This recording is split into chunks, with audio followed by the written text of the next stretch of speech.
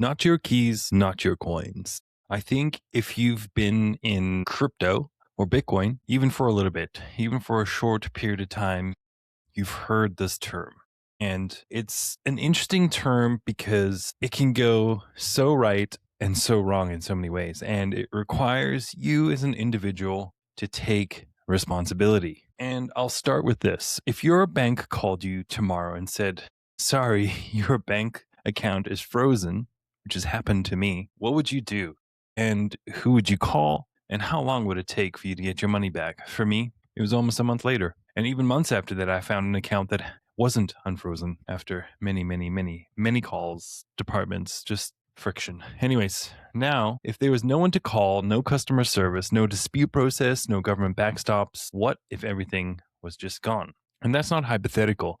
That's Bitcoin on an exchange. If your Bitcoin sits on an exchange and something happens, it's gone. And we're going to get into a lot of examples of where that's happened. And before we get started, I just think it's sad when people lose their Bitcoin that way. And I'm hoping it's just an information gap. And that's why I'm here. And if you've watched this series, you've bought your Bitcoin, right? Last episode in the series was how to buy your Bitcoin. And I hope you used your Bitcoin only exchanges and support them. The most important thing you're going to hear, I'm sure you've heard before, is get your Bitcoin off of exchanges. If there's one thing from this video you need to take, is get your Bitcoin off of exchanges. It's the most important thing that you can do. Not your keys, not your coins, your keys, your coins. Shout out to Andreas Antonopoulos. Sounds like a bumper sticker because you've heard it so many times before, and I feel like people are like, yeah, I get it. But let me tell you what it actually means in plain English, because when it finally clicked for me, it changed how I thought about Bitcoin completely. When your Bitcoin sits on Coinbase, Kraken, Binance, wherever you bought it, you don't actually own it, right? We know that. We don't own it until it's in cold storage. What you own is a number on their spreadsheet, a promise. They hold the real thing, the private keys, the actual Bitcoin. You have an IOU.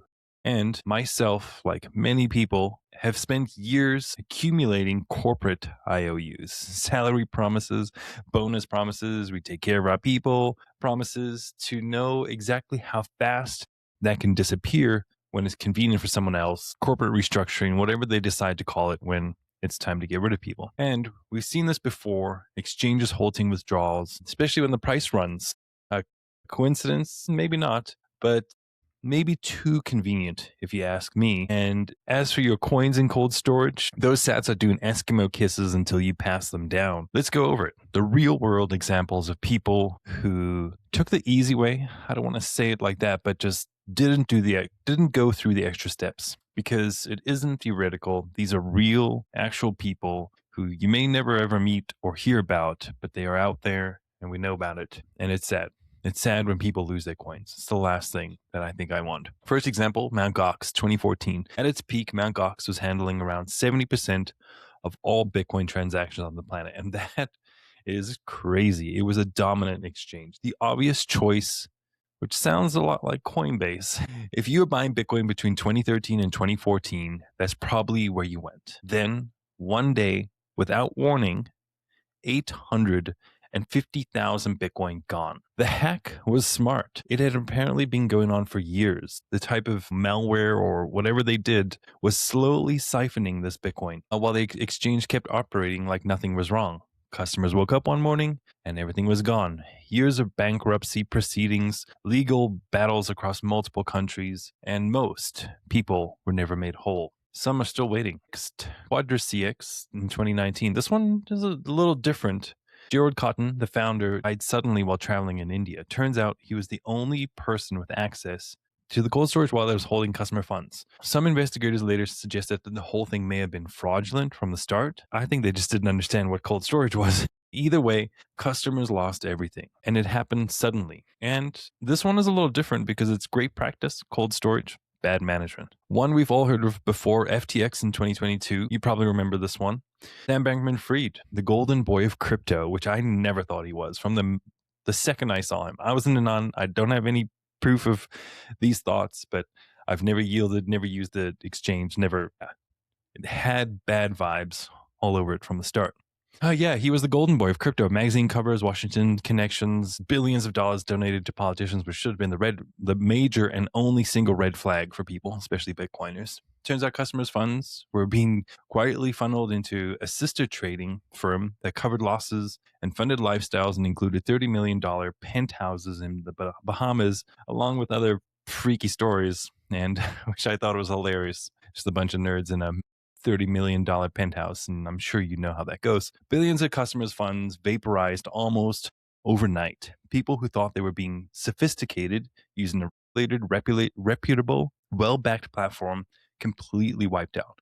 And this comes back to not your keys, not your coins. Even a regulated, reputable CEO donates to politicians. It can all go wrong. And this also comes back to my thought about Coinbase being such a huge honeypot of Bitcoin for those ETFs. Their setup is sound. It's cold storage, but it just feels like it's a target on them. Anyways, no bailout, no FDIC insurance for FTX, and no one was made whole. Now, this is a little bit of a different one, and I'm not getting political here.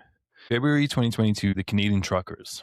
The government invoked the Emergencies Act, as I'm sure everybody knows. Maybe not, maybe you didn't know this, but this is the first time that it had ever been done in Canadian history. The purpose? To freeze bank accounts of regular people who had donated to the protest. Not the organizers, not criminals, not even the truckers, just regular people who felt the need to support something they believed in, and their accounts were frozen. Now, regardless of your stance on the trucker convoy, and I'm sure if you're a Bitcoiner, I know which side of it you're on, the freedom side. But I think it should come down to people being able to do whatever they want with their money.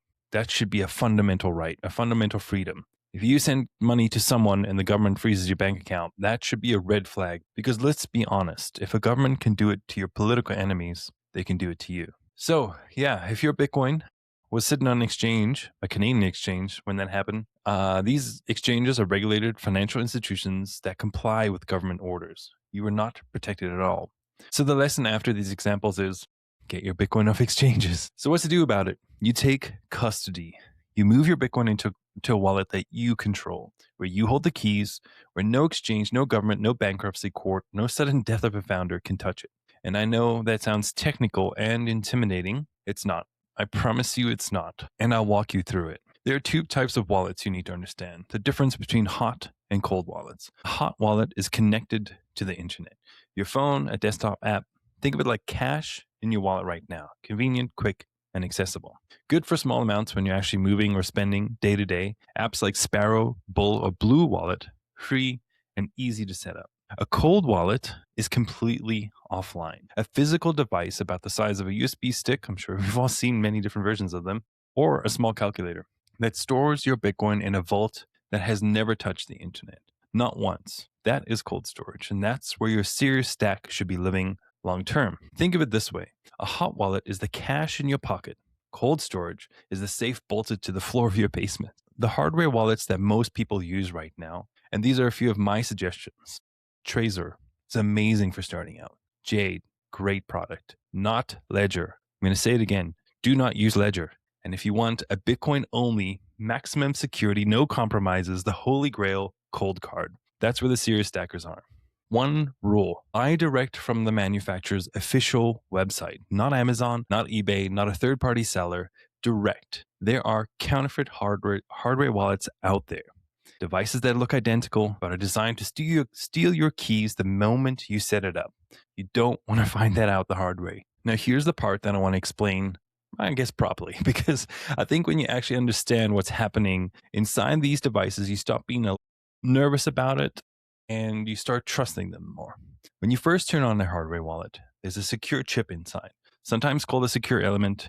Think of it as a tiny vault within the device, physically separate, isolated, designed to resist tampering even if someone takes the device apart. That chip generates your private keys completely offline. Your computer isn't involved. The internet isn't involved. Nobody's involved, just you and the device. It's in isolation using cryptographically strong random number generation.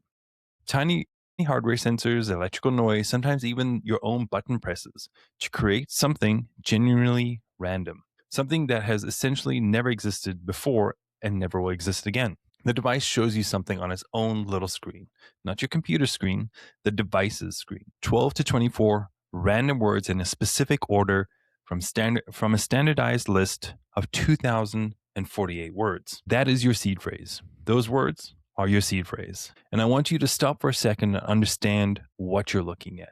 That seed phrase is a human readable representation of your private key. Everything. Every Bitcoin address, every key, your entire wallet can be mathematically regenerated from those words in that exact order. And this one was tough for me to understand when I first started learning about it. If your device breaks, lost, gets stolen, gets run over by a truck, you can simply buy a new wallet, and it can be any cold storage wallet. You select backup from seed phrase on the setup, type in those words, and your entire wallet comes back exactly as it was. And the reason why I thought it was tricky to understand that at first is I was thinking that the physical wallet was the wallet and not something that exists in digital space. And that's the way to think about it. The keys just allows you to retrieve the Bitcoin from that address. The secure chip keeps the private keys locked inside permanently. They never leave. When you want to receive your Bitcoin, you share your public address. Totally safe. Think of it as sharing your email address separate from your seed phrase. If you want to send Bitcoin, this is where it gets interesting. You prepare the transaction on your regular computer, your laptop, your desktop, whatever you use day to day. The transaction gets passed to the hardware wallet, usually through a USB cable, or on more advanced devices through a QR codes, no physical connection at all. The hardware wallet sees the transaction. Its secure chip signs it internally using the private key that has never left the device. It's an important step there, and sends back the signed transaction to your computer to broadcast to the network. Your private key has never touched your laptop, never touched the internet, not even for a millisecond. And that's why this works. That's why cold storage is so powerful. A hacker who has full control of your laptop, keyloggers, screen capture, clipboard, hijacking everything, they still cannot steal what's locked inside of that cold storage device, that chip. They can see the transaction being prepared. They cannot sign it. The key is physically somewhere else. It's like having a signing authority that lives in a locked room. Documents are slid underneath the door. They can get signed and slid back. The authority never leaves that room. Nobody can impersonate them because nobody can get in. Now, the seed phrase. Let's talk about it a little bit because this is where people tend to get it wrong and where losses happen. Your seed phrase is the most important thing you own. Right? If you're sending money there, it's important. I'm going to say that again. It's the most important thing you own. You own it. If somebody gets it, they get your Bitcoin. All of it immediately from anywhere in the world. That's the beauty of Bitcoin on the other side. They don't need your device. They don't need your password. Just those words. And that's how important they are. In that order, and everything is gone in minutes. If you lose it and your device is also gone, your Bitcoin is gone. Forever. No customer support, no account recovery, no one to call. It simply cannot be accessed ever again. So here's how you protect it. There's many methods. Write it down on paper first. When those seed words are generated on the device, write them down. Pen and paper is fine. Slow down. Double check every word. Double check the order. The order is also important. Wrong order, no access. Never photograph it. Never type it into your phone. Never say it out loud where any speaker is near, even your phone. Never save it in your notes app, your email drafts, your Google Drives, a text message to yourself. The moment those words touch an internet-connected device, it's safe to assume they are already vulnerable. Then upgrade to Metal.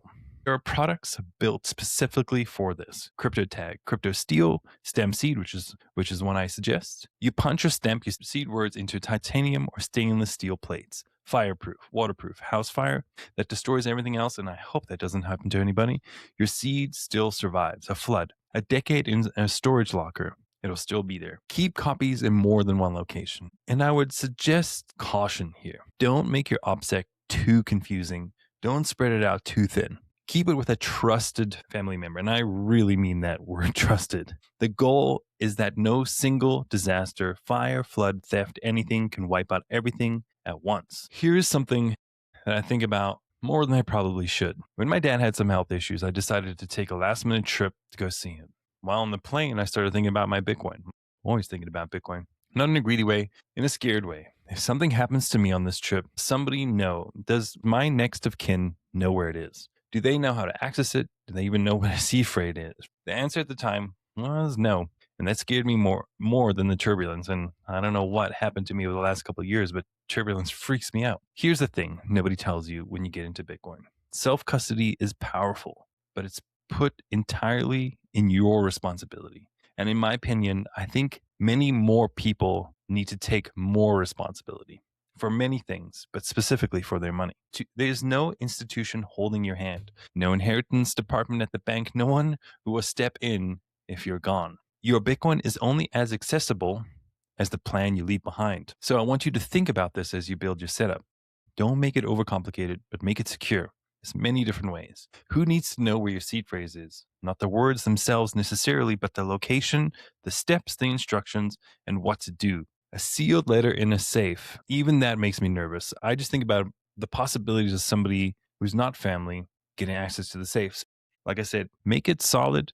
Don't make it complicated. A simple one-page document that walks them through it. You don't have to give away the keys. You just have to make sure someone you trust can find them. I started taking this seriously, and you should start before you don't have a reason to, because that's usually when all the bad stuff happens, is when something happens and there's no backup plan. There's one more layer I want to mention, because once you understand it, you'll want to add it immediately, a passphrase, sometimes called the 25th word. Here's how it works. Your seed phrase generates your wallet. A passphrase is an additional custom word or phrase, something only you know, that you layer on top of it. It creates a completely separate hidden wallet that no one can find unless they know both the seed phrase and the passphrase. Seed phrase is the numbers, passphrase is the password. Why does it matter? There's two reasons. First, for pure security. Even if someone somehow gets your seed phrase, however they do that, they still can't access your real Bitcoin without the passphrase. Your seed alone opens a decoy wallet. A real wallet, you can put a small amount in. Your actual stack lives on a layer deeper, more invisible. Second, and this one is a bit darker, worth knowing, plausible deniability. If you ever found yourself in a situation where someone is pressuring you to hand over your Bitcoin, physical threat, coercion, whatever, you hand over the decoy wallet. They see some Bitcoin, they're satisfied, your real stack is somewhere they can't see, can't touch. And I hate putting that out in the open because I don't want the idea of that to cause people to become more violent, and it happens. Add a passphrase anyways. Practice it. Make sure you have it backed up separately from your seed and test it. Actually test that you can recover your real wallet with both pieces before you move serious funds. You never want to be in a situation where, say, your wallet does get destroyed and you need to back up and there's a step missing. So practice before you send large funds. Let's make it practical, and here's exactly what to do. If you're brand new, start with a hot wallet, Sparrow, Bull, Blue Wallet. Go to the official site. Make sure it's the official site, please. Verify it's real. Download it. Create a new wallet. It will give you a seed phrase. Write it down on paper right now before you do anything else. That's just like a little practice you can do when you move to cold storage. Then send a small test amount from your exchange, $10. It'll cost you less than a few cents, or $30. Watch it arrive, firm it on the Blockchain Explorer, and that's it. That's your first act of self-custody. It may have taken a few minutes, 10 minutes, and now you have more control of your money than most people on the planet. Once you feel comfortable with hot wallets, you're ready for the cold storage. Order a hot hardware wallet direct from the manufacturer. Trezor, Jade, not Ledger. Do not order a Ledger cold card. Depending on your comfort level, set it up following the official instructions only. Write down the seed phrase it generates. Do a small test transfer first. Never move everything all at once until you've confirmed a small amount lands and that you can access it. Back up your seed phrase on Metal, multiple locations. Add a seed phrase once you're comfortable with the basics. And once a year, test your backup. Treat it like a disaster. Review it quietly. Test your recovery. Actually go through the process of restoring your wallet from your seed to confirm it works. Only do this if you're super comfortable with it. When you set up your wallet, do a test restore before sending the test sats, then you know you're good to go. Make sure the person you trust knows enough to find what they need if they're ever in that situation. Update it, anything that's changed. Build these habits early before something goes wrong. Because in Bitcoin, there is no fix after. There's only prepared and not prepared. And that's it. That's episode 6 and 7. Not your keys, not your coins, and how you can actually know what that means, why it matters, and exactly what to do about it. The exchange is a bus stop. Cold storage is your home.